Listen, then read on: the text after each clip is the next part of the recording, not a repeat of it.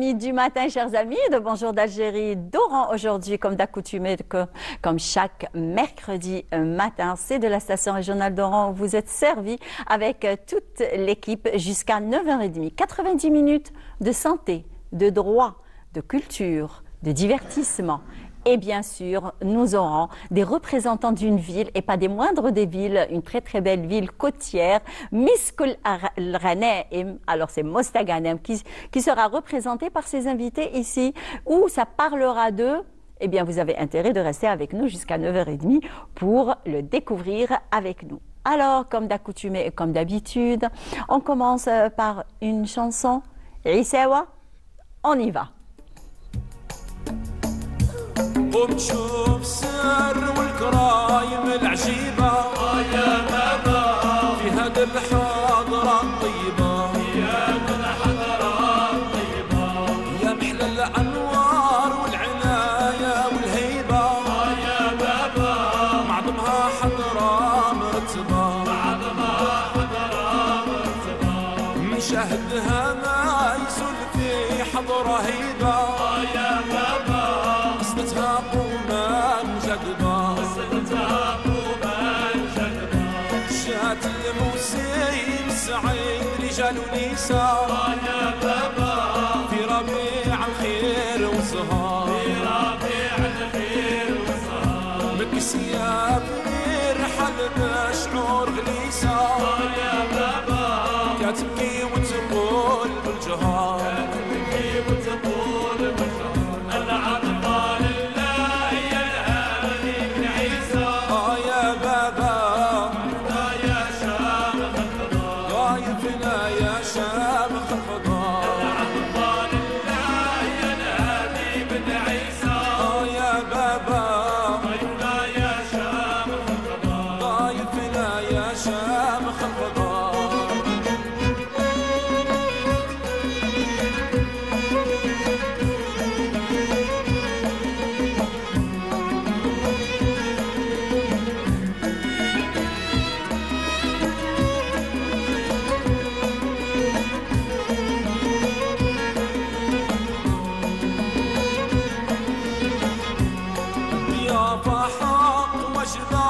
ضيافك يا قطب القطار يا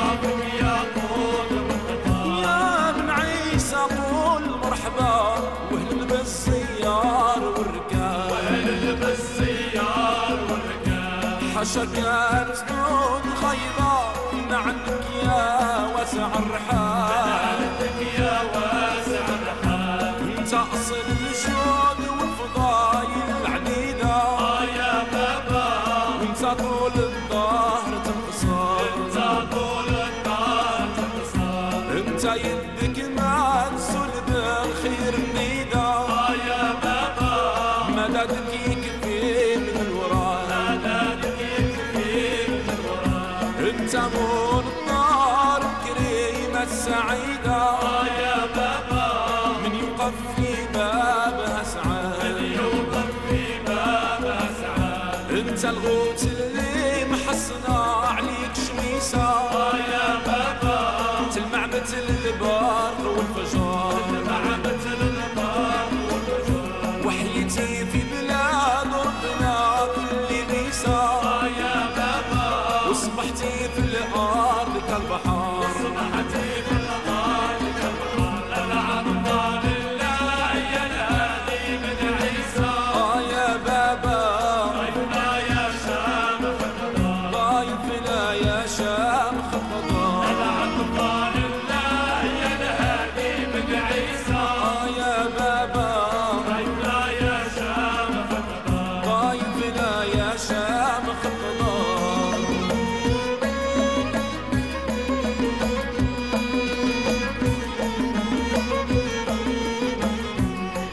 Très belle chanson de Ness et Issawa de Tlemcen, une très très belle d'ailleurs pour un bon réveil. Hein.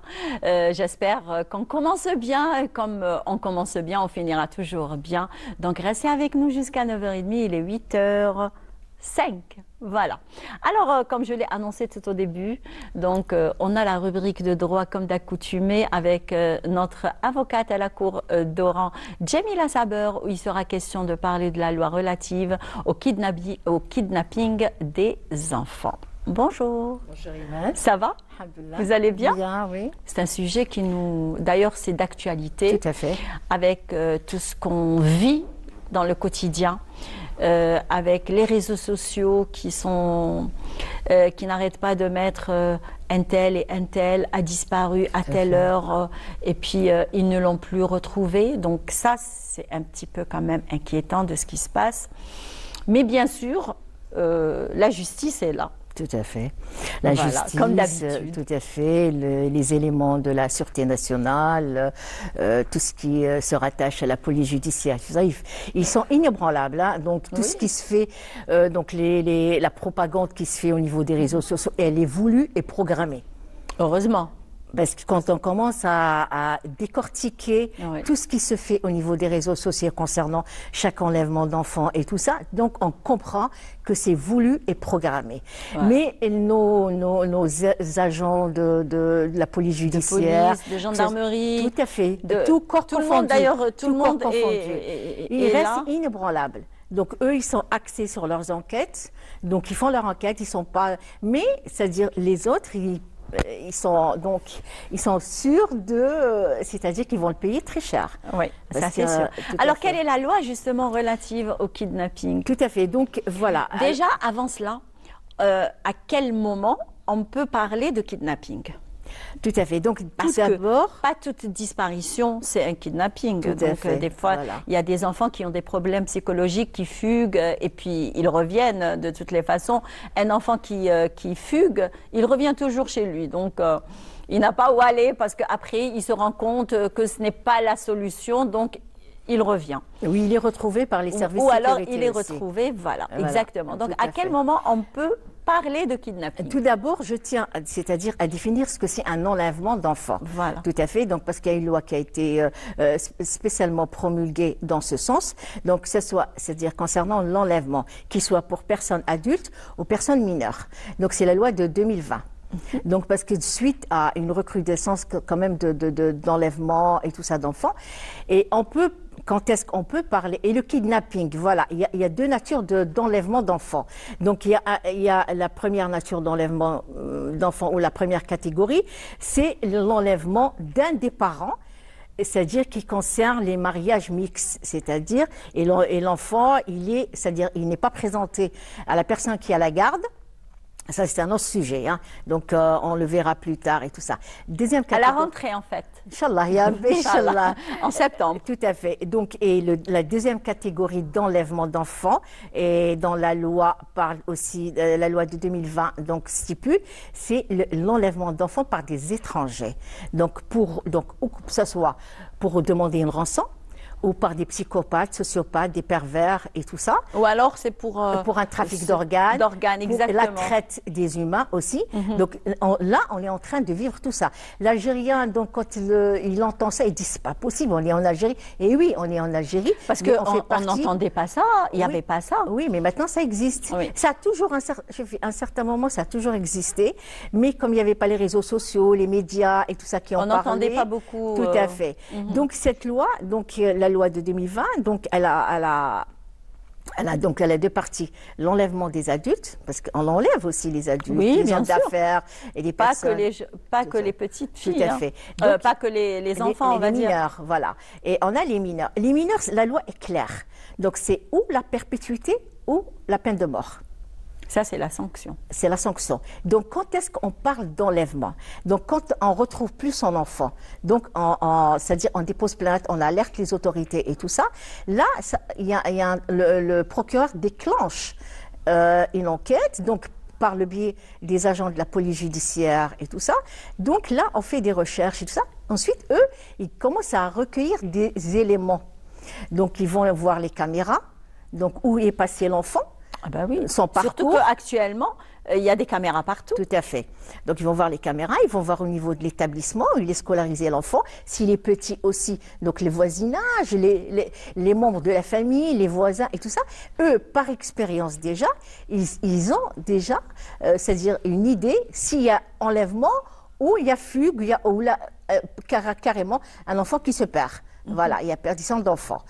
Alors, quand on commence à faire les enquêtes et tout ça, il y a des éléments qui ressortent de cette enquête, ce qu'on appelle en arabe التحريات. Oui. Donc, il y a des éléments qui ressortent. Et de là, déjà, on a une idée. Donc, en la collaboration, le parquet, avec les éléments de la police judiciaire, donc ils comprennent, ils déduisent qu'il y a enlèvement d'enfants. Carrément. Donc, l'enlèvement d'enfant. Donc, si la personne qui a enlevé l'enfant, elle a un délai de 10 jours, si elle rend l'enfant dans un délai de 10 jours et non pas un mois, comme le stipulait l'ancienne loi, donc, et que l'enfant n'a pas subi de violence ou de mauvais traitement, elle peut écoper d'une peine de 5 ans, de 2 ans à 5 ans de prison. Si l'enfant... C'est pas assez, 2 ans à 5 ans, parce qu'il a déjà... C'est-à-dire si elle l'a juste enlevé, elle l'a bien traité, elle lui a rien fait et tout ça. Si l'enfant a subi des mauvais traitements, carrément des violences ou autres, et c'est-à-dire l'enfant est rendu, malgré ça, elle le dépose quelque part, elle appelle, elle rend l'enfant carrément, donc elle va jusqu'à 15 ans, la sanction va jusqu'à 15 ans de prison ferme. Je ne vous parle pas des peines, voilà. Oui. Donc, mais s'il y a mort d'enfant, ou c'est-à-dire l'enfant est mort, si on l'a assassiné, là c'est carrément la perpétuité ou carrément la peine de mort. La peine de mort. Mais malheureusement, on le sait, la peine de mort, elle n'est pas activée depuis 1993. Donc là, tout le monde demande la réactivation de la peine. Depuis Boumahrez, je crois. Non, bien Non, après, bien en après. 93. Donc, les gens demandent la réactivation de la peine de mort. Parce que moi, croyez-moi, s'il y a peine de mort, il y aura beaucoup, beaucoup moins d'enlèvement d'enfants. Alors, l'enlèvement d'enfants, donc là, le législateur est très clair. Et moi, ce que je reproche un peu au législateur, et on doit revoir la loi, on doit aussi rendre responsables les parents. Parce que des fois, parce que laisser ces enfants jouer seuls à l'extérieur, partir avec n'importe quelle personne, le voisin il n'est pas fiable aussi. Tout à fait. Même les membres de la famille sont pas fiables. Il faut faire très attention. C'est une lourde responsabilité, donc il faut faire très attention. Alors moi, ce que j'essaie d'expliquer aux téléspectateurs, ne dites pas que c'est des trucs qui se passent qu'à l'étranger. Non, ça se passe chez nous. Donc, si vous allez carrément, vous savez qu'il y a déjà, si vous allez, on a déjà parlé de ça, le darknet ou le dark web. Oui. Si vous avez ce qui se passe là-bas. Parce que les parents ne surveillent pas leurs enfants. Tout à fait. Ils ne surveillent pas ce qu'ils font sur le net. Tout à fait. Parce que le net, c'est une lame à double tranchant, Tout en fait. à fait, voilà. Donc, et l'enfant, des fois, il peut suivre le kidnappeur ou la personne, l'auteur de l'enlèvement. Il peut le suivre avec son propre gré. Ça ne veut pas dire que, c'est-à-dire, il sera absous, l'auteur de l'enlèvement sera absous. Non, l'enfant, c'est un enfant, il ne raisonne pas. Effectivement. Donc, il n'a pas... C'est les parents qui doivent être derrière. Tout à fait. Donc, la sanction, c'est... Alors, si l'enfant est rendu à ses parents, c'est-à-dire dans un délai de 10 jours, sans avoir été maltraité ou c'est-à-dire violenté et tout ça, donc ça peut aller jusqu'à 5 ans de prison ferme. Si il a subi des violences, donc ça peut aller jusqu'à 15 ans. Si par exemple il y a eu décès suite à l'enlèvement avec torture, violence et tout, des fois, alors ça peut aller la perpétuité jusqu'à la peine de mort. Très bien. Voilà. Merci beaucoup, Saber Djamila. C'est un plaisir de vous avoir eu pendant toute l'année avec nous au Bonjour d'Algérie. Donc, et bonnes vacances. Eh ben oui, on va sortir en vacances nous aussi. Voilà, donc, et on se retrouvera en mois de septembre, Inch'Allah. Donc, bonnes vacances à vous aussi. Merci. Eh bien, on y va faire un petit tour à Oran et on se retrouve juste après avec le second.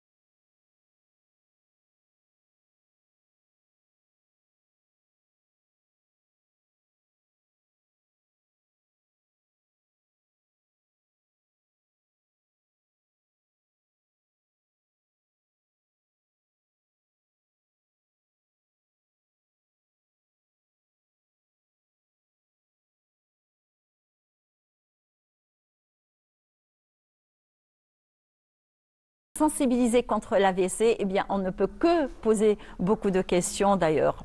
Eh bien, comme je l'ai annoncé au début, le volet santé aujourd'hui, c'est la sensibilisation contre l'AVC. Qu'est-ce que l'AVC? Quelles sont ses causes? Quels en sont les symptômes? Le traitement et surtout la prévention de l'AVC. Eh bien, pour parler de tout cela, eh bien, nous avons avec nous... alors aujourd'hui, on va enfreindre un petit peu à la loi. Au lieu de commencer par, bien sûr, la junte féminine, eh bien, aujourd'hui, on va commencer par un grand monsieur que vous avez l'habitude de côtoyer, de voir ici même au Bonjour d'Algérie, mais cela fait longtemps quand même, ça fait un bon bout de temps qu'il n'est pas passé avec nous et c'est un plaisir de le recevoir sur le plateau de Bonjour d'Algérie. Ce n'est autre que monsieur, le grand professeur en chirurgie, c'est le professeur Mohamed Boubker. Bonjour et merci d'avoir accepté notre invitation. C'est avec plaisir. Merci beaucoup. C'est vraiment avec plaisir. C'est retrouver le plateau, vous retrouver à vous, charmante dame et très grande amie, fidèle. Oui. C'est quelque chose d'extraordinaire pour moi, d'autant plus. C'est vrai que ça rappelle un souvenir qui est un peu triste parce que j'avais l'habitude d'être accompagné par Feu Mansouri, qui a rendu d'énormes services à l'Ouest algérien, particulièrement à la santé au niveau de l'Ouest algérien. Plus de 10 ans de sacrifices. Donc c'est quand même... à mon sens, il faut lui rendre hommage, même si c'est quelques minutes, mais il faut... D'ailleurs, il est décédé dans des conditions dramatiques très dramatiques parce qu'il a été atteint par beaucoup de souffrance, Covid. Donc c'est Covid qui nous a pris beaucoup de monde. Et en même temps, il faut féliciter l'armée de blouse blanche qui a rendu un grand service à l'Algérie et aux citoyens. Elle a protégé des gens et, conséquence, ils sont morts. Ils sont morts. Il y en a beaucoup.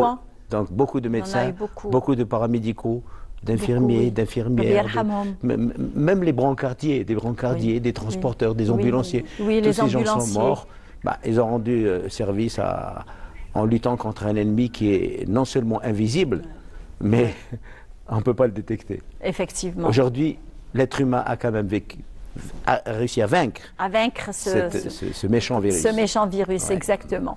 Eh bien, merci d'avoir accepté notre invitation. Vous n'êtes pas seul puisque vous êtes accompagné par une personne et le professeur Betsy qui est tout le temps, dès qu'on l'appelle, elle dit jamais non, même si on l'appelle la veille le soir. Donc, merci d'avoir accepté notre invitation. Docteur Dounia Betsy, professeur en neurologie et chef de service de neurologie à l'hôpital de Oued-Tlilet, Oran. Bonjour. Bonjour, ça va? Merci pour l'invitation. Ça va? Bon, il y a eu quand même une occasion. Je suis venue pour une occasion assez spéciale pour lutter contre les AVC, qui est une pathologie de santé publique. Donc voilà, je suis très contente d'être ici et aussi avec professeur Boubker, voilà, qui est notre doyen. C'est que vous vous êtes légué justement pour organiser un événement. Alors cette fois-ci, la santé au service de la culture et la culture au service de la santé. Il faudrait qu'on parle un petit peu de cet événement qui est en train de se préparer et qui verra son démarrage cet après-midi à 15 h. Donc, qui peut un petit peu nous orienter vers l'événement? Bien sûr, c'est professeur Dounia Betsy. Je pense qu'on est les deux initiateurs de ce projet, même avec Imen. Donc, l'AVC, c'est un problème de santé publique et ça touche les jeunes maintenant. Donc il faut savoir que ça touche les jeunes de moins de 45 ans aussi. La toxicomanie est un facteur de risque et une cause aussi d'AVC sujet jeune. Donc il faut sensibiliser le grand public pour ça. L'AVC touche aussi le sujet moins jeune, plus de 55 ans, donc c'est la moyenne d'âge. Il y a des facteurs de risque et la sensibilisation du grand public est cruciale pour une prise en charge rapide et efficace. Voilà, rapide et efficace. Et donc, le rôle de tout enseignant ou professeur en médecine, c'est proposer des soins de qualité, de la formation et la recherche, et bien sûr participer à la prévention. Absolument. La prévention, surtout identifier les facteurs de risque, informer sur la reconnaissance des signes d'AVC. Et donc, je pense qu'on est dans notre rôle, que ce soit moi en tant que professeur en médecine, en neurologie, professeur Boubker, notre doyen tous, notre parrain et aussi notre doyen en chirurgie, qui a énormément donné pour la santé publique. Et donc, moi aussi, je l'appelle tout le temps pour cette cause, parce que ça nous concerne tous, que ce soit les professionnels de la santé, les acteurs, les artistes. D'ailleurs, professeur Boubker a été le premier chirurgiens à faire l'intervention bariatrique. Ah, des chirurgies bariatriques, oui. La chirurgie bariatrique. Mais avant, c'est la célioscopie. On vous a reçu sur le plateau de Bonjour d'Algérie pour ça, d'ailleurs. Oui. Et la célioscopie, surtout. La célioscopie, exactement. Un des pionniers. Nous avons énormément collaboré pour la chirurgie de l'obésité. Oui. Et nous avons collaboré sur le plan national et international. Oui. Et jusqu'à présent, dans mon service, dans mon ancien service, des chirurgiens tels que Tiliba ou les Chedli font des choses merveilleuses, merveilleuses, comparables avec n'importe quel chirurgien ou n'importe quelle chirurgie à l'étranger. On n'a pas besoin d'aller en Turquie pour faire de la liposuction et de l'abdominoplastie. Alors qu'on peut la faire ici même. Non seulement on peut la faire ici, mais en plus de ça, l'État, notre pays, nous donne les possibilités de les faire gratuitement. Effectivement. Vous vous rendez compte, gratuitement, dans des conditions extraordinaires, à côté de sa famille, de ses enfants. Oui. Pourquoi se déplacer vers la Tunisie? Pourquoi se déplacer vers la Turquie? Moi, je suis vraiment, ça me fait mal au cœur. Nous avons des compétences reconnues. Nous en et avons, on peut faire des choses extraordinaires. Nous l'avons démontré il y a plus d'une dizaine d'années, avec des résultats probants. Nous avons opéré des familles de responsables avec d'excellents résultats. Alors pourquoi cette immigration et faire peu de confiance à ces enfants? À ces enfants. Alors que nous pouvons faire des choses alors qu'ils ont fait quand même, ils ont eu un cursus très bien fait d'ailleurs et bien complet. Nous coopérons. Nos travaux scientifiques sont représentés à l'étranger. Effectivement, oui. Je ne parle pas que de la France, parce qu'aujourd'hui, la France, vous savez, je parle de l'école anglo-saxonne. Oui. Je parle de ce qui se passe aux États-Unis, en Angleterre, à Montréal, au Canada. Oui. C'est fini l'école française, vous savez, l'association française de chirurgie ou l'Académie nationale de chirurgie. Pour moi, en ce qui me concerne, c'est du révolu. Nous avons des compétences réellement reconnues. Mais je voudrais revenir sur l'AVC. Oui, voilà. Parce que c'est notre sujet aujourd'hui. C'est une urgence. Problème santé publique, oui, mais c'est une urgence. Oui. Il faut absolument encadrer le mot urgence. Parce qu'il faut aussi le dire et le redire à nos chers amis téléspectateurs qui sont en train de nous suivre, que l'AVC peut nous frapper à n'importe quel moment aussi. Absolument. Et n'importe quel sujet est confronté justement à cette pathologie, si j'ose dire que c'est une pathologie. C'est une pathologie qui est urgente, effrayante, et qu'il faut prendre en charge immédiatement. Tout est calculé sur une notion de temps. Alors, ce qui fait que la famille, commençons par le Khalia, la Elia, la famille, le quartier, la population, tous ces gens-là doivent être sensibilisés. Vous savez, il y a des milliers de morts par an. Oui. Il y a d'abord des milliers de gens qui sont atteints d'AVC, parce qu'il y a des facteurs de risque. Et il y a des milliers de morts. Ouais, si je veux, on peut comparer les statistiques d'un pays. Moi, je dirais qu'en Europe, je ne citerai pas le pays, mais vous avez plus de 150 000 atteints d'AVC. Sur les 150 000, vous avez 30 000 morts. Mais ça, c'est pour ça que la personne qui est à côté de vous, la famille, le jama, quand vous êtes dans la mosquée, effectivement, quand vous êtes dans un centre universitaire, vous êtes dans une conférence, et vous voyez, il y a des signes frappeurs. Cliniquement, c'est reconnu. Vous avez un faciès qui se déforme, vous avez une impotence d'un côté, donc c'est une maladie non seulement qui peut être mortelle, mais qui est souvent handicapante, et qui nécessite une prise en charge pluridisciplinaire, médicale. Le docteur Messi est très bien placé parce qu'elle a obtenu des résultats extraordinaires au service qu'elle a créé au niveau de l'EHU. Effectivement, avec M. Mansouri. C'était le premier service où ils ont eu des résultats extraordinaires. Je ne comprends pas d'ailleurs pourquoi elle n'est pas restée là comme chef de service. Pour moi, il y a un faux raisonnement. Et donc, la première des choses, c'est qu'il faut qu'on soit. Mais ça va, là, elle est dans un très bel hôpital. Non, un service qu'on a créé, il faut y rester parce qu'on l'a créé. Alors aujourd'hui, j'invite et je lance un message aux responsables, aux autorités. Si on veut si on veut avoir des compétences, il faut d'abord avoir une éthique. Il faut rester dans un tracé qui est droit. Et donnant des responsabilités à des gens qui sont capables, non seulement parce qu'ils possèdent leur spécialité, mais ils sont aussi capables d'être de bons gestionnaires. C'est ça le plus important. Sinon, on ne peut pas lutter contre l'AVC. Donc l'AVC est une notion de temps, d'urgence, parce que la personne qui est là, ici, vous savez, il est assis là, Et puis d'un coup, il fait son AVC. Effectivement. Si la personne est en face et qu'elle reconnaît, il y a une notion d'urgence. Donc ils prennent le téléphone, ils ont une voiture, ils dirigent. Mais vous avez une notion de temps, 4 heures de temps à 4 heures de temps au plus pour poser un traitement médical qui peut le sauver. Mais professeur Boukel, le problème, c'est que l'entourage n'est pas assez sensibilisé, il ne connaît pas aussi, il n'est pas informé aussi. Parce que des fois, quand on voit une personne, c'est bon, il y a une paralysie, il ne peut plus bouger, etc. D'ailleurs, il n'arrive pas à s'exprimer, à parler, etc. Donc, des fois, on se dit, ah, ça y est,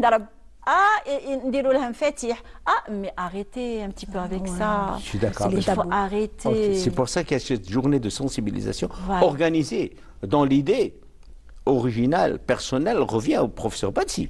Oui. Moi, j'ai été interpellé, si l'on veut dire, mais c'est son idéal. Hein. Oui, c'est son idéal parce que vraiment, elle s'intéresse à sa société, elle veut sauver des gens.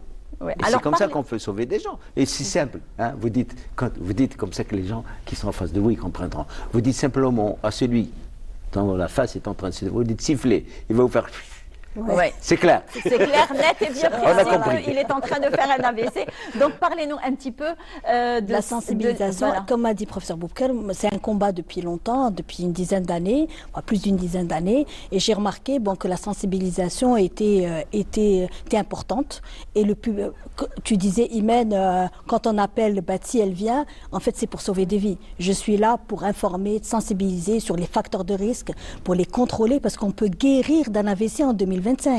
Et on peut guérir et on peut éviter un AVC si on contrôle les facteurs de risque, si on contrôle une hypertension, un diabète, l'obésité, on sensibilise sur l'arrêt du tabac, on peut éviter un AVC. De 80%, les études sont claires, les études américaines, et guérir d'un AVC, le facteur urgence, s'il vient dans les temps, dans les 4h30, on peut sauver des malades. On a sauvé, vous vous rappelez, un grand professeur en médecine, beaucoup de médecins aussi, beaucoup bien sûr des artistes, des acteurs, des gens de la population, etc. Et qui ne sont pas sortis avec un handicap aussi. Un handicap, et c'était un plaisir pour nous. Et en fait, c'est de voir quelqu'un qui ne parle pas, qui est paralysé, qui est thrombolisé, c'est-à-dire un traitement qui va...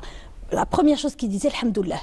Oui. Alhamdoulilah, il sort dans les 2 jours. Donc c'est énorme comme voilà. 48 heures d'hospitalisation. Ah oui, 48, le temps de chercher une étiologie pour prévenir un deuxième AVC.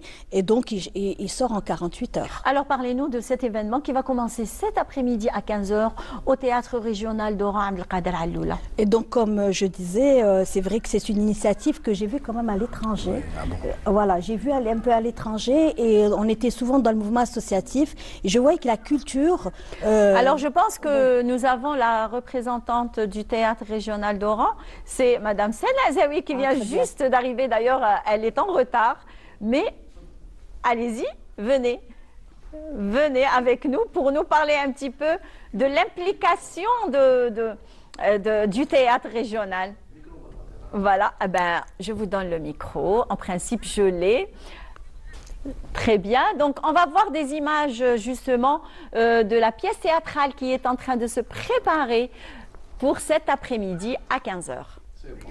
C'est bon. المسرحيين هادف موضوعه الشلل النصفي تحت إشراف وإخراج الفنانة المسرحية.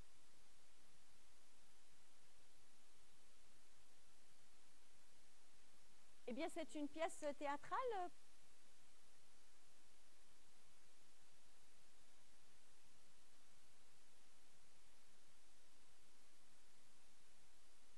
Qui a d'artistes. D'ailleurs, on a reconnu un petit peu quelques artistes, Madame Fadela Hachmaoui, Barta, Asri Ben Kahka et beaucoup d'autres figures de théâtre oranais. D'ailleurs, tout le monde s'est légué pour bénévolement effectivement pour sensibiliser, pour les parler et les acteurs, les artistes bénévolement pour cette cause et être proche c'est-à-dire aider les professionnels de la santé parce que l'AVC nous concerne tous et chacun des artistes a un AVC, un patient ou un parent victime d'AVC dans leur famille. Donc Sena Zawi, le théâtre régional d'Oran s'est impliqué aussi pour cette occasion. pour cette sensibilisation contre l'AVC. Donc, est-ce que vous pouvez nous parler, parce que même vous êtes légué avec la pléiade d'artistes pour un petit peu parler, vulgariser et sensibiliser surtout. Voilà. Donc, merci pour l'invitation, merci à la télévision algérienne. C'était l'idée de Madame Hachmaoui, Madame Fadela Hachmaoui, ma professeur Bati. Elle m'a appelé, elle m'a dit Sana, voilà, on va faire une pièce théâtrale de sensibilisation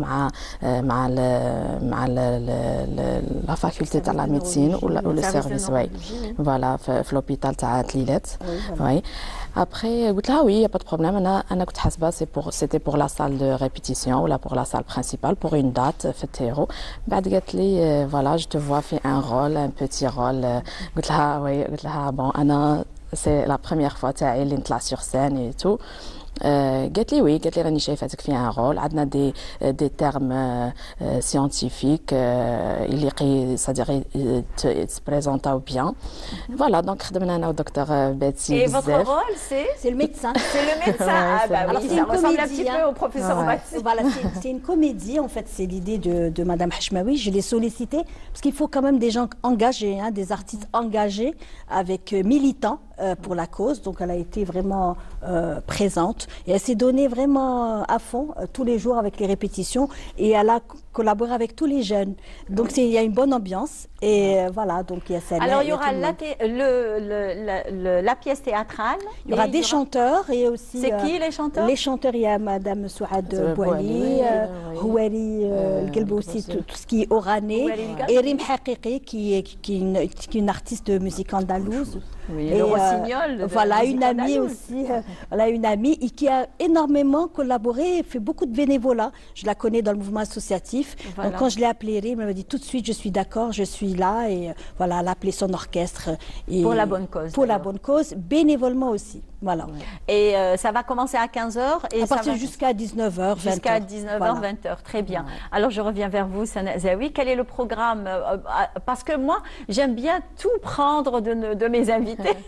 Donc, Sana Zaoui, aujourd'hui, elle va nous parler un petit peu du programme du TRO jusqu'à la fin de l'été, on va dire.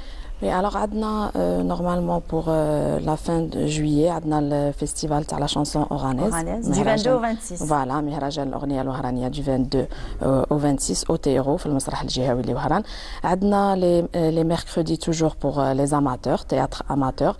Mardi enfants toujours. Voilà, donc août aussi. On a quelques dates fin août. On prépare aussi le théâtre de rue avec l'équipe Othello sous la direction de Monsieur Bouanani, Samir Bouanani. Voilà, ça serait fait août, Inch'Allah. On salue d'ailleurs. Oui, qu'on salue, oui. Et voilà, donc avec les arènes, oui. Ça va être une première. Oui, une première. Ça va être une première après la restauration de ce site historique qui est magnifique. D'ailleurs, ce sont les arènes d'Oran. D'ailleurs, c'est c'est l'unique arène. C'est un site historique magnifique. Ils l'ont restauré aussi magnifiquement bien. Voilà. Donc, on va un petit peu l'exploiter. Jérôme à l'époque, quand j'étais président de la PUI. Effectivement, on l'a bien restauré. Effectivement, oui. D'ailleurs, on va l'exploiter pour des activités. Il y a une date, non? Je pense le mois d'août, ça serait le mois d'août les arènes, oui. Voilà, très bien. Pour le théâtre de rue, voilà. Très bien. Un dernier mot, professeur Betsy? Non, je laisse le dernier mot, professeur peut-être. J'allais lui poser la question pour le dernier mot.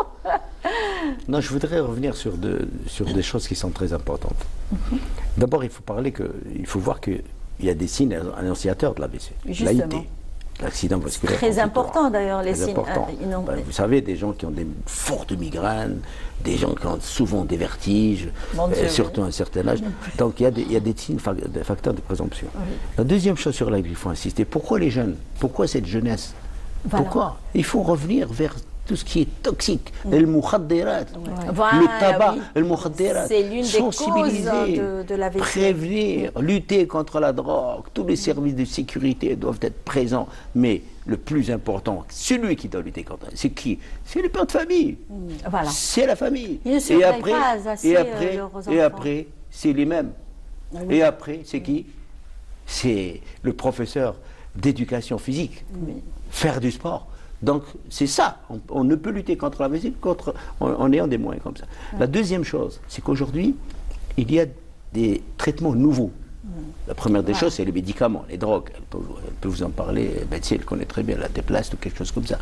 Mais là où je voudrais insister et lancer un message à M. le ministre de la Santé, qui est quelqu'un de posé, de réfléchi, d'intelligent, qui est en train de faire de belles choses, j'en suis le témoin. Eh bien, écoutez, aujourd'hui, il y a des moyens de lutter. Vous savez, vous arrivez, vous faites une imagerie, une simple IRM, vous arrivez à diagnostiquer, mais le plus important, c'est le traitement. Si on ne peut pas arriver à le traiter médicalement, il y a ce qu'on appelle la thrombectomie. Donc il faut des neuroradiologues qui puissent arriver à enlever. Et ça, nous avons les moyens. Ils peuvent, au niveau du traumacentre, je dis bien, je corrige, ce n'est pas un hôpital simple, c'est un traumacentre. Et c'est le premier traumacentre à l'échelle nationale. Je sais qu'il va y avoir un fort budget pour ramener des équipements qui sont nécessaires. Ils sont en train de tout faire pour ramener des spécialistes tels qu'un neuroradiologue qui puisse faire ce qu'on appelle une thrombectomie. Le caillot de sang ou l'embole d'une autre origine qu'on n'arrive pas à dissoudre, eh bien on va, à partir d'une veine, en périphérie, aller le retirer. Et ça peut sauver des vies humaines. L'aspirer. Ça peut sauver des vies humaines. Et quand on le fait plus tôt, eh ben, on n'est plus handicapé. Comme on le fait en cardiologie. Et si on n'est pas handicapé, on n'est plus une charge pour la famille. Parce qu'un handicapé dans une famille qui est complètement tordu, qui n'arrive pas à manger. C'est évident. Mais attendez, la prise en charge est très difficile. Très lourde. Donc aujourd'hui, la population doit être sensibilisée. Et c'est bien qu'il y ait cette pièce de théâtre qui va vraiment faire une diffusion. Et je souhaiterais qu'elle soit enregistrée et qu'elle soit diffusée à l'échelle nationale, d'une part. Et ça, c'est la responsabilité du théâtre. J'espère. Deuxièmement, il y a, on va dire à la population de se diriger rapidement vers un centre qui puisse les guérir, le traumacentre. Et troisièmement, la haute autorité de santé, les responsables de la santé qui vont investir sur des équipements et une coopération avec des neuroradiologues qui sont déjà formés pour traiter cette maladie. Et je pense qu'aujourd'hui, l'Algérie a tous les moyens de le faire. Surtout qu'actuellement, ça n'arrive pas qu'aux autres. Ah oui, tout simplement. Donc, on peut le faire ici. Voilà. Là, moi, je peux vous faire un AVC de vous. Donc, il faut faire déjà que c'est une maladie très... C'est pour ça que c'est ouvert au grand public. Tout le monde est concerné. C'est sans invitation. C'est gratuit. C'est libre. On a invité tout le monde. Et venez en famille. En famille, bon, tout le monde. C'est mieux. On sensibilise mieux. Voilà. Merci beaucoup, professeur Betsy. C'est un plaisir de vous recevoir sur le plateau de Bonjour d'Algérie. Merci beaucoup, monsieur Mohamed Boukar. C'est un plaisir de vous retrouver sur le plateau. Et merci, Sana Zawi, vous êtes toujours rayonnante et merci d'accepter tout le temps notre invitation. Eh bien, sans plus tarder, nous avons un sujet qui a été réalisé par notre journaliste de la production Dounia Noueli qui concerne le lancement de la fusée algérienne des États-Unis, donc dernièrement, qui a été fabriquée et conçue aussi par un groupe d'étudiants de l'ENPO. Et on se retrouve juste après puisque la lecture a été faite par Selim Skandar.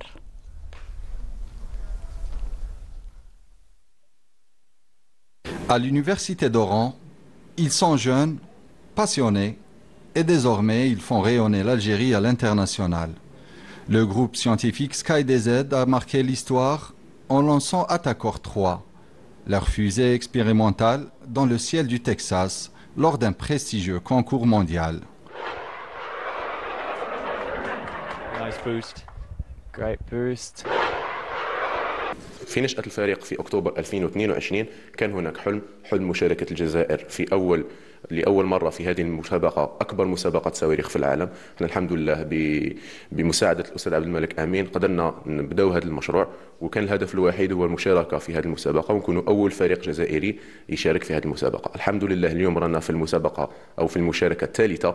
شاركنا في 2025 مع جامعة وهران واحد اللي نشكرهم في هذه المناسبة، في 2024 و2023 بإطلاق صواريخ أتاكور 2 وأتاكور 3. شباب جزائري عنده كفاءات، عنده طموحات، لازم فقط الدعم المعنوي يكون، ونقدروا نشرفوا الجزائر في كل المحافل الدولية. نشكر كل أعضاء الفريق لكل عضو واحد، كل عضو فيهم قدم مجهودات وأطبر الخبرات اللي عنده، سواء من ناحية لا بارتي تيوريك ولا مام في لا بارتي رياليزاسيون. الحمد لله واجهنا كل هذه التحديات. Bien plus qu'un exploit technique, c'est le symbole d'un envol vers l'avenir, porté par l'innovation, la persévérance et l'ambition.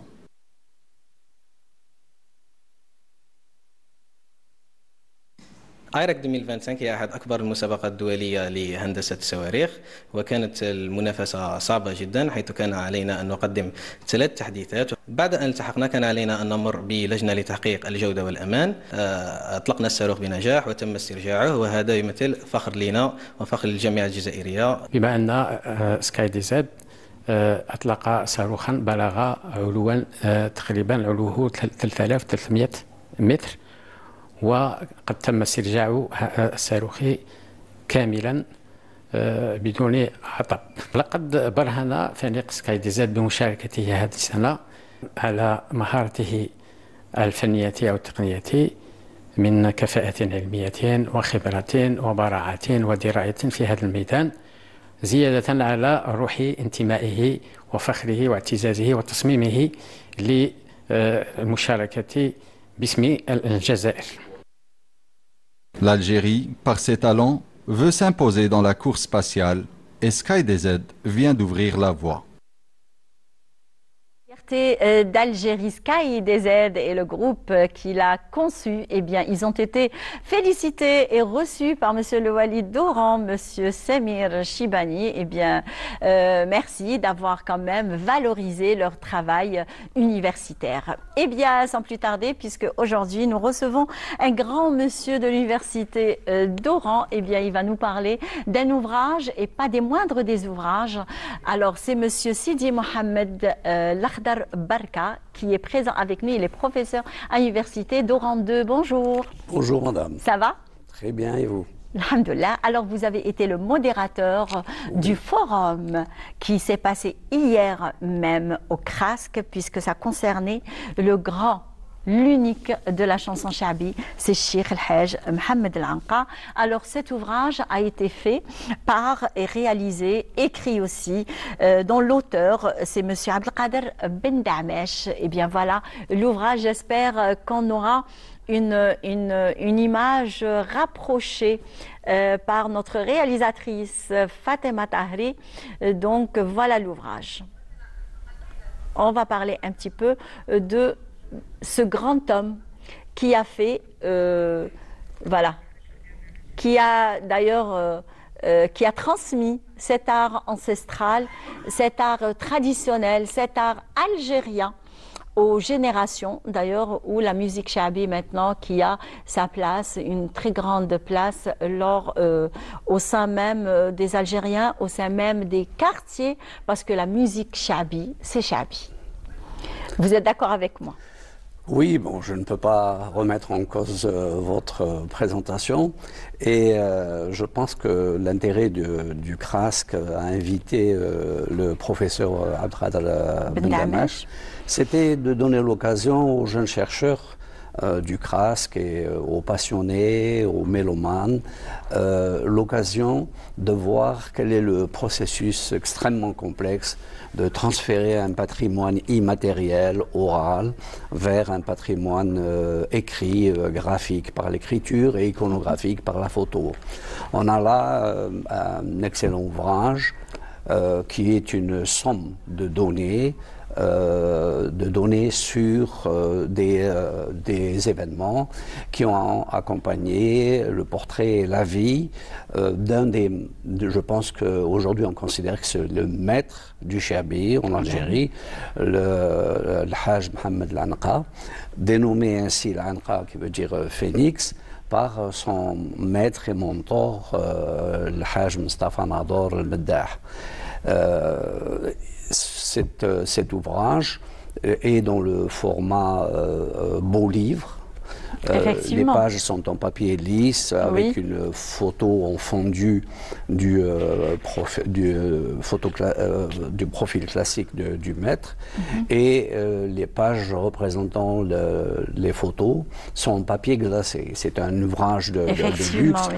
Et je pense que le contenant de luxe, sincèrement, vaut le contenu, c'est-à-dire ce qui est présenté dans cet ouvrage. Alors, est-ce que l'auteur a parlé justement de Cheikh Mohamed Al-Anqa en tant que personne ou alors en tant qu'artiste? Parce que les deux ne sont pas pareils. Oui.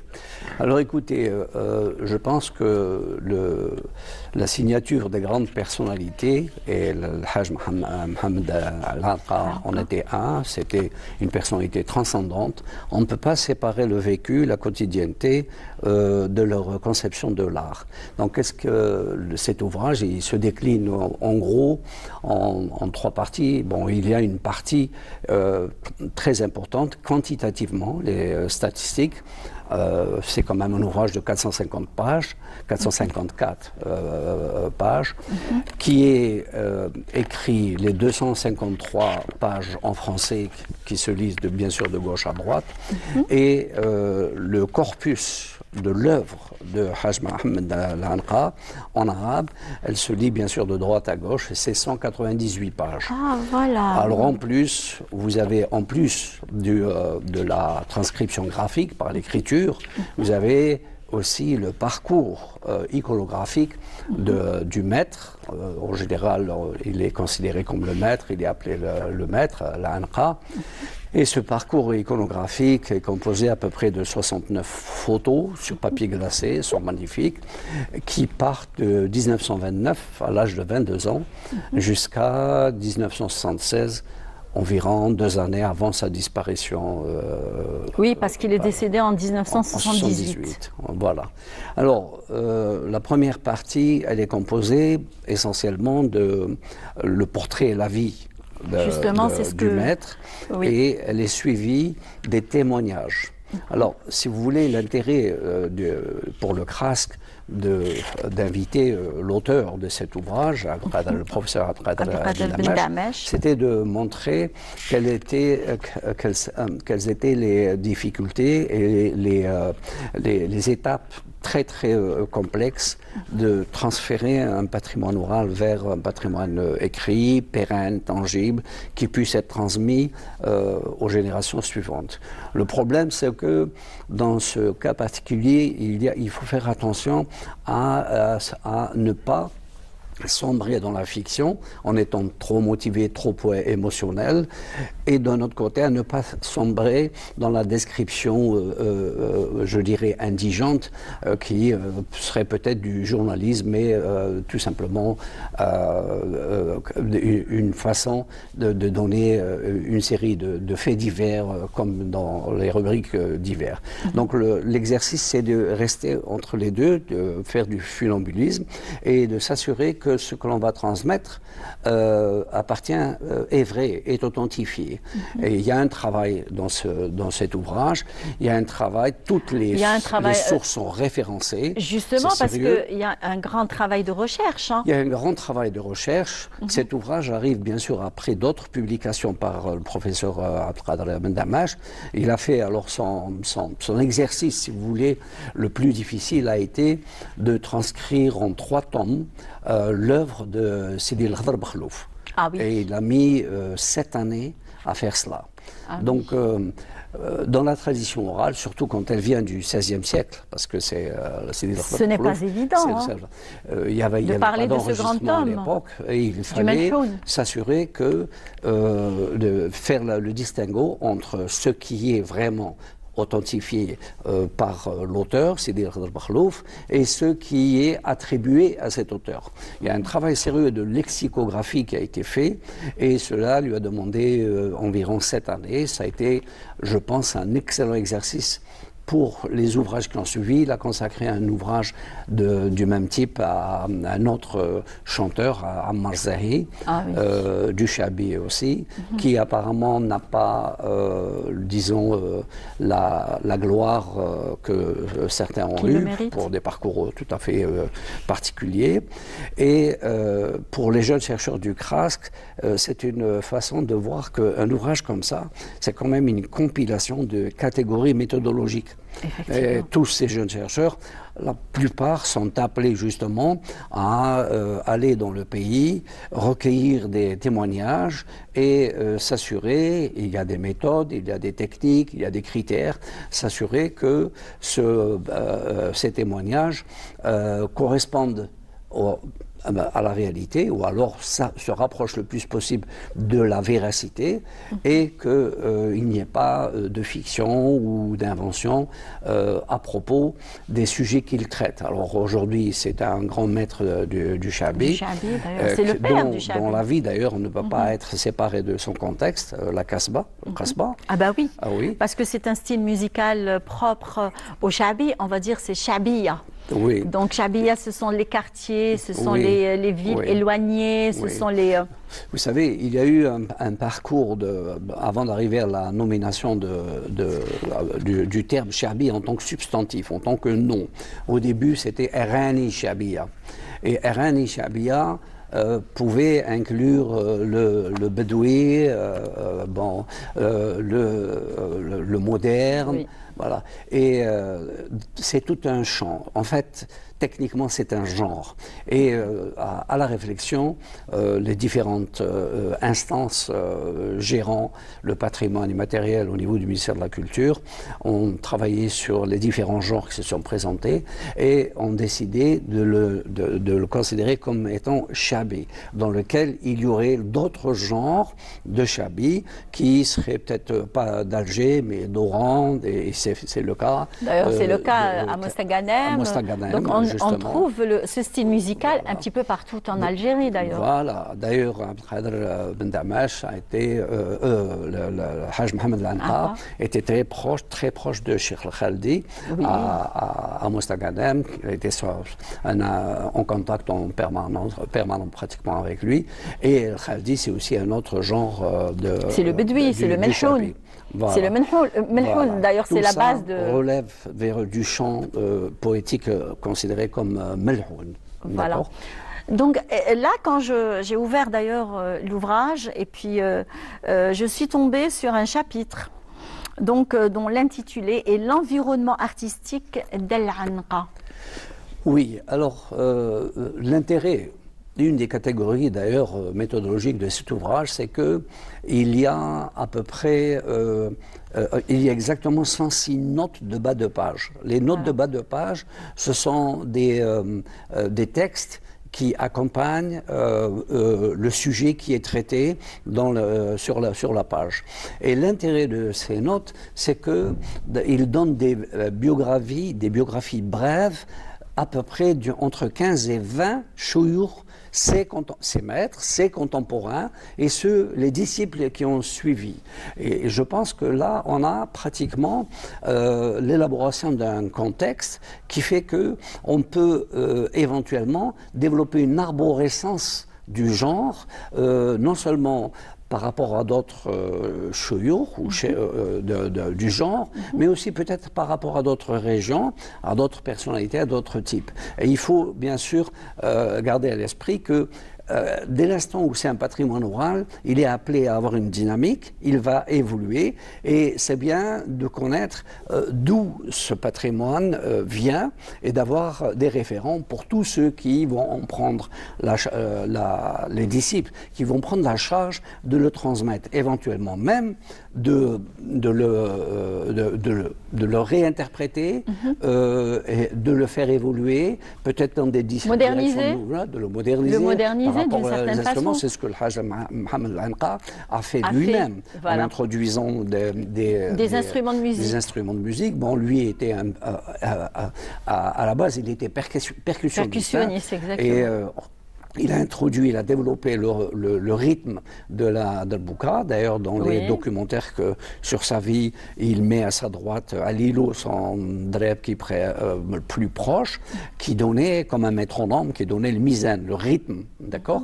Et ensuite, il a introduit, bien sûr, il a fait confectionner à sa mesure, à titre personnel, un luth qui s'appelle le mandol, et à partir de là, d'autres disciples vont demander le même type d'instrument. Cet instrument va certainement introduire de nouvelles harmonies et aussi peut-être d'autres types de mélodies qui n'étaient pas liées directement au luth ancien tel qu'il est conçu. Et ça, en soi, c'est un innovateur dans ce sens, et c'est pour ça que, à la limite, par son parcours particulier, par sa grande piété, et aussi sa grande humilité, c'est quelqu'un de très humble, c'est quelqu'un qui souvent a joué sans être payé, en donnant, par exemple, pour le Mouloudia, quand il a fait le grand concert pour le Mouloudia, tout l'argent, il y avait eu beaucoup de monde, tout l'argent qu'ils ont collecté, il l'a offert au club de Mouloudia d'Alger, qui ensuite lui a offert un pèlerinage gratuit dans un bateau qui s'appelle Mendoza. Et puis il y a une chanson. D'ailleurs, il y a une chanson sur le Mendoza. Ou le Mendoza qui raconte ce pèlerinage. Donc, cette capacité d'innover, c'est un poète. Il écrit son premier poème en 1900, poème très beau, le Shawq, écrit en 1932. En 32, il a 24 ans. Voilà, c'est ça, 24 ans. Et il n'a pas cessé d'écrire. Et il a aussi coécrit un très très beau texte, c'est Subhanallah ya Latif, avec Mustafa Toumi, qui est aussi devenu pratiquement un texte qui est très lié à sa vie, parce que c'est un texte dans lequel je dirais, il fait allusion, il stigmatise l'arrogance des jeunes et des gens qui n'ont pas trop de respect pour la sagesse et pour les valeurs culturelles. Pour leurs aïeuls aussi. Et là où il est devenu pratiquement lui-même une icône nationale, c'est quand il a écrit Alhamdulillah, d'ailleurs, qui est devenu un hymne culturel. Effectivement, d'ailleurs, il a interprété pour la première fois le 3 juillet 62. Exact. D'ailleurs, et c'est devenu et ensuite, une chanson repris chaque année, c'est repris par la RTA, et c'est pratiquement lié à la célébration de la liberté et de l'indépendance. Et l'indépendance, surtout que c'était un homme engagé envers son pays. C'est ainsi qu'il est devenu lui-même une icône nationale et représentative de la culture. Très bien. Merci beaucoup pour votre intervention. Ce fut un plaisir de vous écouter parler de ce grand maître du Chabi, qui est d'ailleurs Cheikh El-Hajj Mohamed Al-Anqa. D'ailleurs, on ne peut l'oublier de toutes les façons. Il a tellement transmis des choses magnifiques, des notes musicales incontournables. C'était un grand transmetteur. C'était un enseignant. Il tenait absolument à former beaucoup de jeunes. Et aujourd'hui, on parle d'une école al-Anqiya, d'un style anqiste. C'est comme ça qu'on commence une tradition dans le genre. Très bien. Merci beaucoup d'avoir intervenu. Merci. Ce fut un plaisir. Et bien sûr, nous allons vers le sujet toujours de notre journaliste de la production, Dounia Noueli. Alors elle a assisté au Théâtre Régional d'Oran, le spectacle de Tikou Bewin. Et on se retrouve juste après puisque la lecture a été faite par notre journaliste Selim Skandar.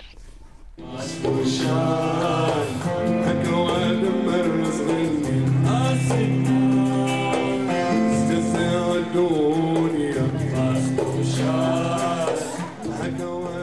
Au cœur de l'été oranais, le théâtre régional a résonné au rythme profond du grand sud algérien. Deux groupes emblématiques de la scène gnewi, Tikou Bewin et Rimel, ont enflammé la scène pour une soirée mémorable.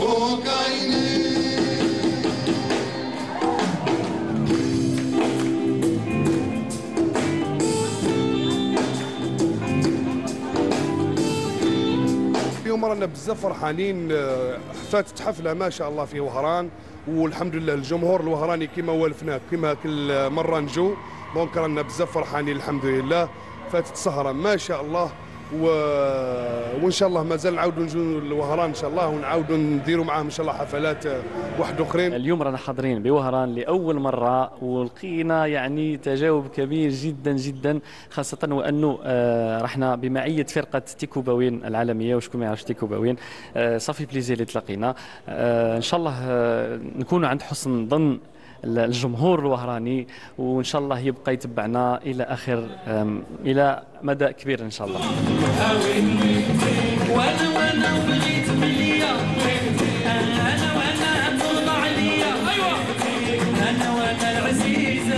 جيناكم من بشار جبنا لكم اللي هو الصحراوي الوهران اول مره في وهران درنا في المسرح عبد القادر علولة كما كنا متوقعين. الجمهور الوهراني دار حاله الله يحفظهم ان شاء الله وان شاء الله ما تكونش هذه اخر مره لا بروشين فوا ان شاء الله.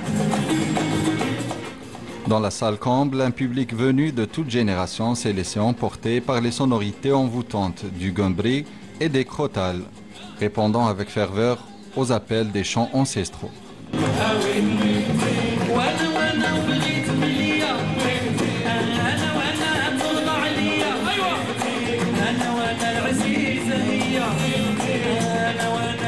C'était vraiment une soirée magnifique. C'est la première fois que j'assiste à ce groupe, Rimel, mais je trouve que c'est un groupe extraordinaire.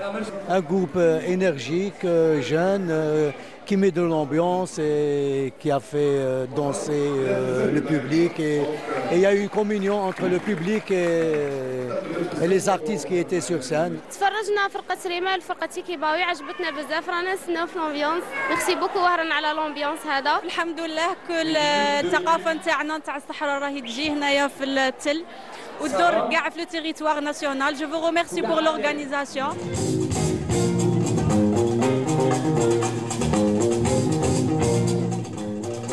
Une rencontre vibrante, une tradition et modernité qui rappellent combien l'art peut unir, faire voyager et faire vibrer.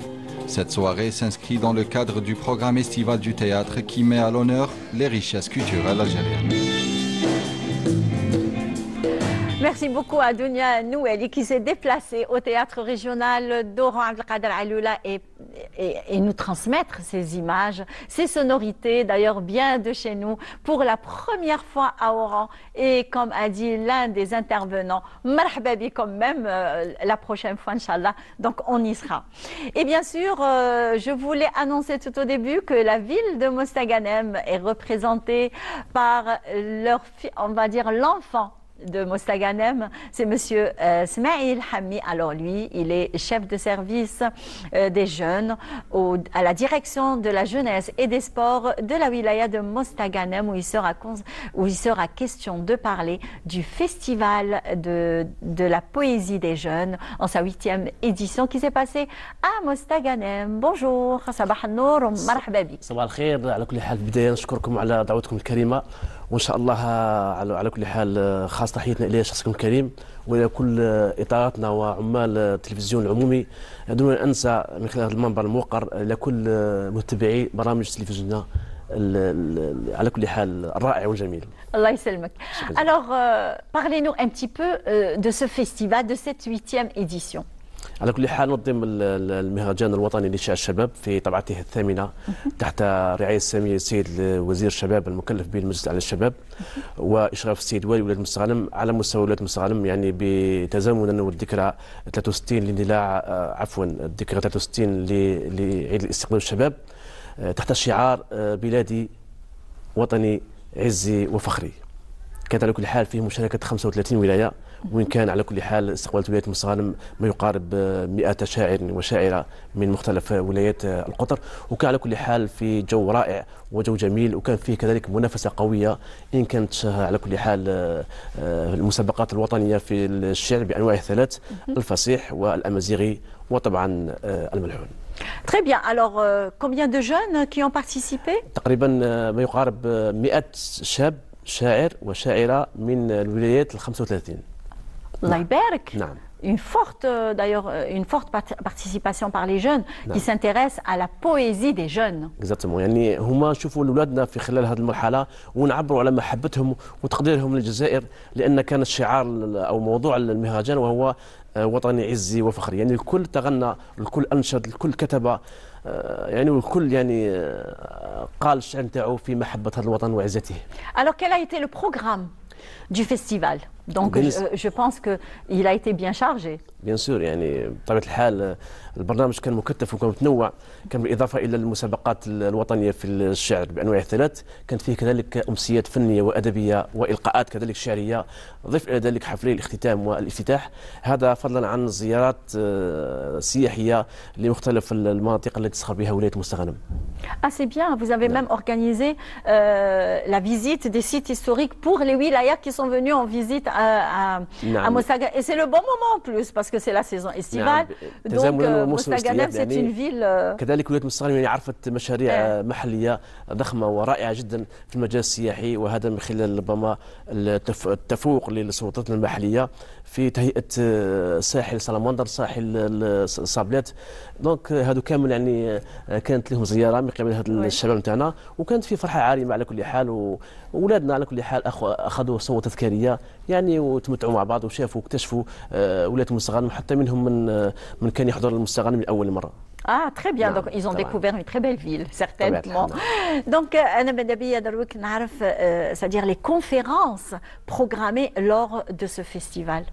بالنسبه للندوه الوطنيه التي نظمت يعني بتأطير اساتذه وكذلك دكاتره جاؤونا من ولايه وهران، من ولايه مستغانم، وكذلك من ولايه الام بواقي، اللي هم اطروا على كل حال الندوه الوطنيه اللي كانت تعبر عن مكانه الشعر في مكانة الشعر عند الأمم، كذلك مكانة أو ربما في إطار ترقية روح المواطنة لدى الشباب. هذا كله كان في إطار ندوة وطنية نظمت على كل حال يوم 3 جويلية من هذه السنة. كذلك كانت فيه حضور مكثف لإطارات ودكاترة وكذلك أساتذة مختصين في مجال الشعر، وين أطروا كأعضاء لجنة التحكيم في المسابقة الوطنية للشعر الفصيح والأمازيغي وكذلك الفصيح. لي لوغيا أنا نبغى نعرف شكون اللي دا المرتبة الأولى والثانية بالنسبة للمراتب. نعم، بالنسبة للمراتب كانت فيها وفقا للنظام الداخلي للمهرجان كانت فيه تصنيف تاع 3 الأوائل من كل نوع في الثلاث، وكانت فاز على كل حال ما يقارب 9 ولايات اللي هي عن الغرب تيارت، عن الوسط تيزي وزو والجزائر، عن الشرق سطيف باتنا سكيكدا وكذلك تبسا، وعن الجنوب بسكرة ومسيلة، والممثلة من خلال شبابها اللي قدموا يعني انتاجات رائعه. وبالمناسبه اهني كل من نال، كل من شارك، كل من فاز. وعلى كل حال وفق ما قالوا يعني اعضاء لجنه التحكيم ان المستوى كان عالي جدا، وحتى ان هاد الشباب بامكانهم حتى انهم يخوضوا يعني تصفيات او يشاركوا في تظاهرات ان لم اقل وطنيه اقول اكثر ممكن عربيه او يعني حتى دوليه ان شاء الله. Pourquoi pas? Ben oui.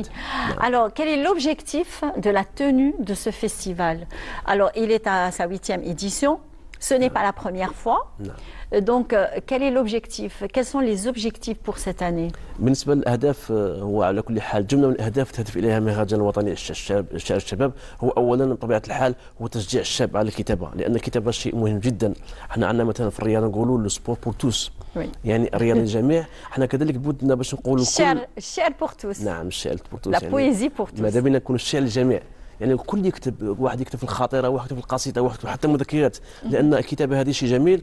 وكل منا ايا كان السن تاعو، شاب كبير امراه رجل، كل عنده تجارب وعنده يعني ربما تجارب حياه عليه ان يكتبها، لانها تعد مستقبلا بالاثر الايجابي او الاثر يعني المفيد. احنا ان شاء الله ندعو من هذا المنبر كل ابنائنا كل شبابنا وحتى الكبار انهم يكتبون. D'ailleurs, il y a même eu une grande participation de femmes. بطبيعة الحال كانت تقريبا 29 مشاركة في المهرجان الوطني ما بين شاعرة وعضو في التنظيم. Justement, parce que Britain, d'ailleurs, نهدر على هذا le volet que les femmes s'impliquent dans la poésie justement écrite. حتى عندنا ربما بنتين هنا من بين الست الاوائل عفوا التسع الاوائل فيه بنتين يعني بنت زوج بنات يعني كانوا يعني شاعرات ماهرات وحتى يعني ونالوا يعني ينالوا يعني مكافآت ونجحوا يعني كانوا بارمي لي 9 بريمي اللي نجحوا في المهرجان الوطني لشعر الشباب. Quelle a été la particularité شيء الحاجة اللي ميزت هذه الطبعة بارابور على الطبعات اللي فاتوا؟ ما ميز الطبعة هذه على كل حال أولا نسبة الشاعرة نسبة مشاركة الفتاة كانت أولا كبيرة، كذلك فيه ربما في بعض البنات تميزوا بشيء جميل جدا ورائع جدا وهو اللباس التقليدي. احنا عندنا بناتنا لبسوا لباس تقليدي يعني شكلوا كأنه فسيفساء. ça devait être magnifique ça. طبعا دونك كانت الشغل وكأنه يعني فسيفساء أو يعني لوحة جميلة جدا تعبر عن شيء اسمه الجزائر. الله يبارك. نعم. Voilà. Merci beaucoup. شكرا جزيلا. صحيت ومرحبا بك. شكرا جزيلا. Et puis j'espère qu'on aura une 9e édition. إن شاء الله. إن شاء الله. Une petite pause musicale qui s'impose. On se retrouve juste après.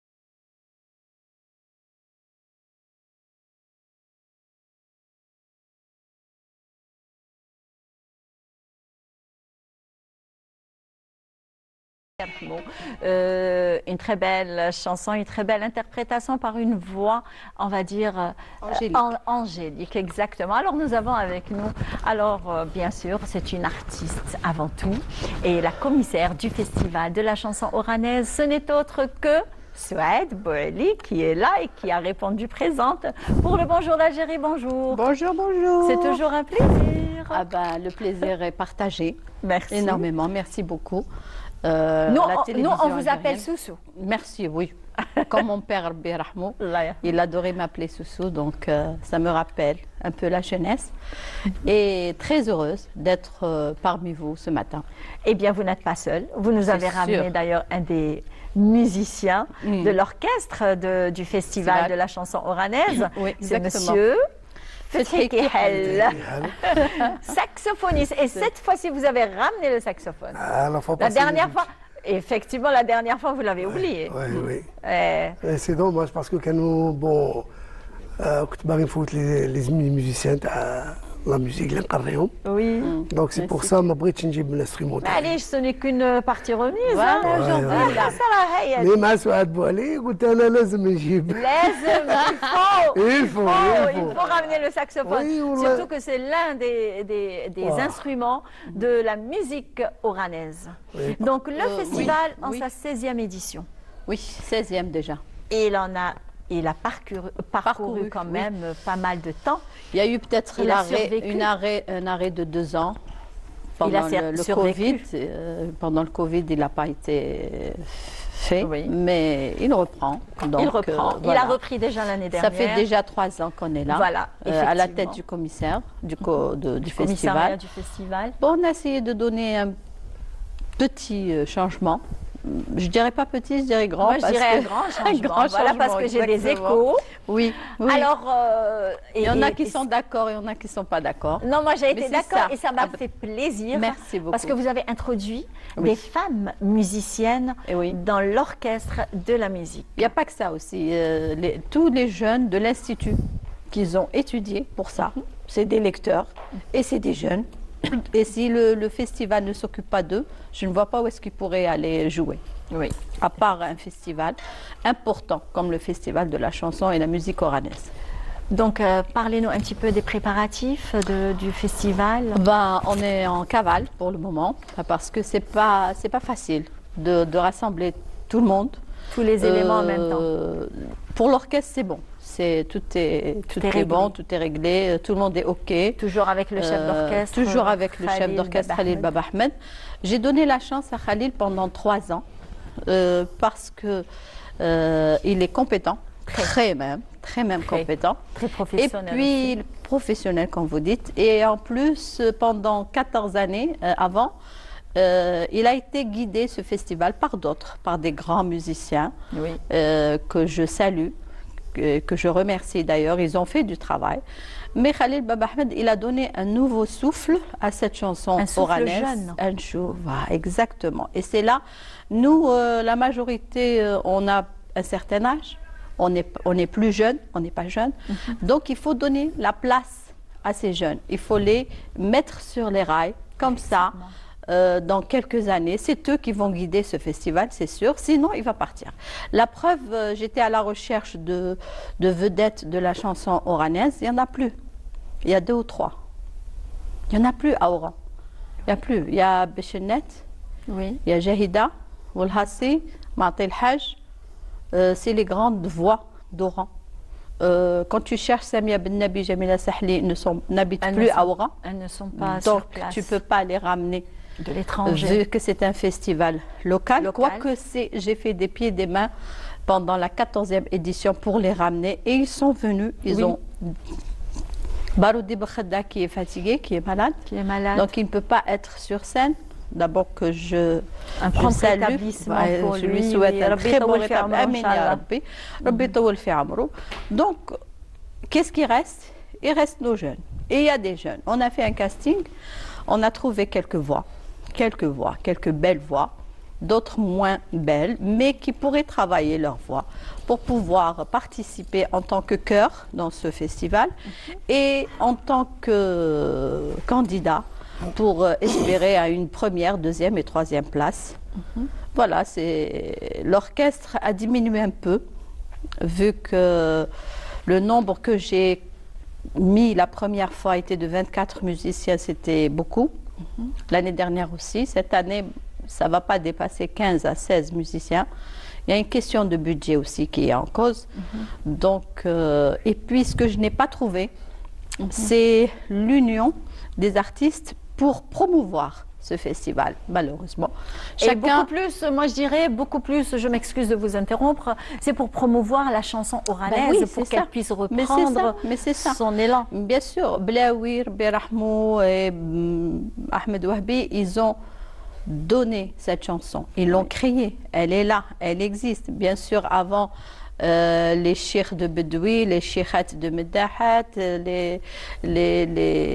tous les vieux qui ont créé cette chanson qui est la chanson oranaise. Maintenant, c'est aux jeunes de créer leur propre chanson oranaise, bien sûr, en s'inspirant de ce qui a été fait avant. D'ailleurs, vous avez parlé justement où vous avez fait un casting pour retenir, on va dire, des voix de la chanson oranaise. Quels ont été les critères justement que vous avez établis afin de repérer ces, on va dire, ces notes rares? Le premier critère, c'est la voix. D'abord. La deuxième, c'est la justesse. La troisième, c'est le rythme. La quatrième, c'est la présence. Voilà les critères d'un chanteur ou d'une chanteuse, en premier lieu. On a commencé par le critère de voix, de présence, et bientôt, le 12, ils vont repasser devant un orchestre, ils vont chanter avec un orchestre. Et là, on va découvrir s'ils sont capables de suivre un rythme, un orchestre ou pas. Ceux qui sauront suivre, bien sûr, seront gardés. Les autres, je suis désolée. Il n'y a pas de place pour le social dans la musique. En principe, oui, parce qu'en principe, c'est un art. Oui, c'est un art. On ne peut pas masquer. Voilà, exactement. Si on n'est pas fait pour cet art, on ne peut pas le masquer. On ne peut pas booster quelqu'un qui n'a pas les compétences d'un artiste. Donc, et là, je m'adresse à vous, Fethi Kihel. Merci d'avoir accepté notre invitation. Alors, vous faites partie justement de cet orchestre. Donc, parlez-nous un petit peu de votre collaboration avec les autres croyez-moi musiciens. que Fethi existe dans l'Institut. On l'a reçu déjà. Mais ce n'est que la 14e édition qu'il a été mis dans l'orchestre. Ce n'est qu'une fois que j'étais à la tête que je l'ai appelé. Parce que je connais ses capacités. Mais comme on dit, il n'est jamais trop tard pour bien faire. Voilà. Je me dis, bon, la première édition, il y a longtemps oui. Mais tu m'as caché les rayons. Mais caché les gars, fait faire واحد. معليش, il n'est jamais trop tard pour bien faire. هي la Madame Souad Bouali vous a appelé. Je suis le seul saxophoniste à Ouaran. Le Souad Bouali, هي اللي كبرت بيا. دونك انا نشكرها بالبزاف. شو غادي نديروا حاجه لازم غادي نديروا حاجه مليحه باسكو انا راني فرحانه اللي راك هنا وهذه الخطره جاتني اون دوزيام فوا اي اون بليس مو رامني un instrument de musique. بصح ملي جبت لي l'instrument de musique خاصك il faut jouer à cet instrument. Je ne sais pas quel air vous allez choisir, mais vous allez me choisir, on va dire, une bonne air, on va dire, pour le matin, pour bien nous booster au Bonjour d'Algérie. Alors, qu'est-ce que vous avez choisi? Bon, de la musique un peu de cocktail. Oui. Mais cocktail un peu différent. C'est pas algérien, mais algérien. On va dire un peu musique occidentale. Oui, j'aurais préféré Oranais. Moi aussi, j'aurais préféré Oranais. J'aurais préféré Oranais. Justement. ندخل Oranais. غادي ندير رانا في وحرن. شوف. مهرجان أغنية رانا غير بيناتنا. شوف. رانا في وحرن. Là, c'est pour te dire qu'il a tous les atouts dans les mains. Il a tous les atouts. Voilà, فهمتي. هذه musicaux. Il faut un peu de mélange. Alors, plus la musique تاعنا شوف رانا في وحرن ونهضروا على شونسون اورانيز وتروح تلعب لي اوكسيدونتال. لا نلعب اوراني انا وهراني. هذا بلاوي هذا احمد وهبي ها روح. بيان سور خلينا نسمعوا محمد صابر كاع هذا الناس بن زرقاء وطيبه الصغير كاع هادو ما عجبوش وقعدنا وقعدنا بالعربيه. يا با بروبليم. الوغ لعب لي كاش وحده اون فادير يا احمد صابر يا بلاوي يا احمد وهبي هذيك النغمه الزينه تاع لا شونسون اورانيز. هيا خلينا من الاوكسيدونتال.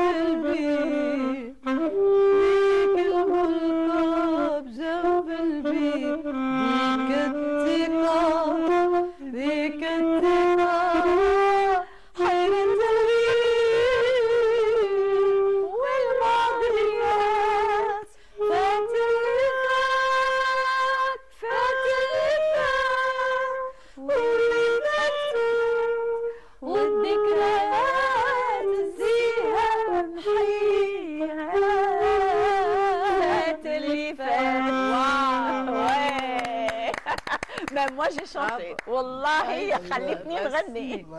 Quoique je suis pas faite pour la chanson. Hein. On peut Mais avec la voix. Ah, ça va alors. Je suis la star montante alors. Merci, Wallah, merci, parce que là, vous nous avez plongé dans une chanson mythique d'ailleurs qui est immortelle, éternelle, qui se transmet de génération en génération. On ne parle pas, on ne peut pas parler de chansons oranaises si on ne reprend pas les chansons d'Ahmed Wahbi et de Blaoui El Houari, les pionniers de la chanson oranaise. Donc, il y aura combien de participants? En vérité, il y aura peut-être 4 à 5 participants par jour, plus les candidats. L'hommage dédié à qui? Alors, l'hommage, il est dédié à Houarim Sabih, à l'ouverture, et à Moulay Abdenbi à la clôture. Voilà. Notre Moulay Abdenbi, c'est un grand violoniste et qui a composé pas mal de chansons et qui a formé son propre orchestre à l'époque. Et maintenant, il est un peu fatigué, il est chez lui, donc c'est une raison pour le festival dure combien de jours? 5 jours. 5 jours, du 22 au 26. Au 26. Au théâtre de Abdelkader Alloula. Oui. À partir de 19h. À partir de 19h, donc c'est ouvert à tout le public. Oui, il y aura des invitations, bien sûr, qu'on va distribuer. Très bien. Et bien sûr, je sais que le public sera présent parce qu'il adore cette chanson. Ah ben oui. Et il découvrira bien sûr de nouveaux talents, de nouvelles voix. Et il découvrira aussi l'orchestre depuis les 3 années qu'il est là. Sur pied, merci. Soyez les bienvenus. Merci, on y sera, Inch'Allah. Merci beaucoup, Fethi, c'est un plaisir. La prochaine fois, à la rentrée, Inch'Allah. J'espère que vous allez faire partie des invités de Bonjour d'Algérie au mois de septembre. Merci beaucoup, Souad Bouali, c'est un plaisir. Je le rappelle que vous êtes commissaire, en plus d'être artiste, vous êtes commissaire du festival de la chanson oranaise. Cette année, c'est la 16e édition du festival. Et puis, longue vie à ce festival. Voilà. Merci beaucoup. Merci à vous, chers amis téléspectateurs. Vous nous avez accompagnés pendant toute la saison. Aujourd'hui, c'est la dernière de Bonjour.